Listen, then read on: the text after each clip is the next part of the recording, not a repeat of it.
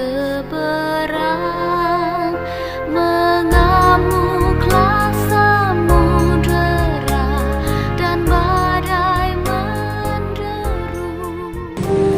Gimana misal saat ini firman Tuhan terus diberitakan, firman Tuhan terus disampaikan, tetapi kemudian kuasa Roh Kudus, Roh Marasite menyentuh pikiran, hati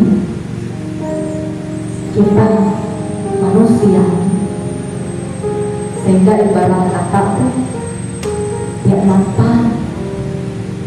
Tetapi ketika kita menyatakan kuasa Roh Kudus untuk menolong kita yakin dan percaya walau bagaimanapun rintangan dalam hidup ini pun juga dalam melakukan segala sesuatu kita dimampukan untuk kemudian kita menghadirkan damai sejahtera Kristus, bukan damai sejahtera yang hanya bersifat sementara yang ada di dunia ini. Menghadirkan damai sejahtera Kristus dikatakan dalam pembacaan nas kita hari ini. Damai sejahtera Kristus seperti yang diberikan atau ditinggalkan Yesus Kristus bagi murid-muridnya, tidak seperti apa yang diberikan oleh dunia.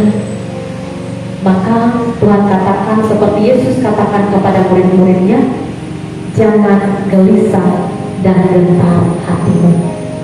Walau penuh tantangan dan rintangan, kendala, persoalan dan pergumulan dalam hidup ini, jangan gelisah, jangan gentar, karena kuasa Roh Kudus menyertai dan menolong kita. Ketika kita terus melanjutkan hidup di dunia ini, Tuhan juga menghendaki kita untuk terus menyatakan kasih kita kepadanya dan juga sesama kita. Bagaimana kita mengasihi Tuhan Yesus dalam hidup kita, yang katakan bahwa dalam ayat 23, jika seorang mengasihi aku, ia akan menuruti firman-Ku. Sebagai bukti kasih kita kepada Tuhan dan sesama, melakukan firman Tuhan dan kehendak-Nya, menyatakan kasih-Nya terhadap sesama kita ketika kita masih hidup di dunia ini. Maka oleh sebab itu hari ini ketika kita hadir melalui keluarga kita masing-masing, gereja, pun juga di tengah masyarakat kita di mana kita berada, dalam segala sesuatunya, ketika kita membawa nama Tuhan dan gereja, mari kita lakukan segala sesuatunya dalam pertolongan Tuhan.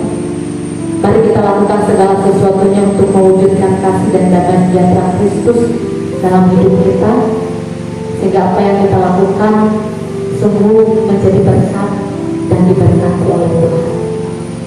Saudara-saudari jemaat Tuhan, segala sesuatu yang bisa kita lakukan dan kita perbuat dalam hidup ini, sekecil apapun, itu berharga di mata Tuhan.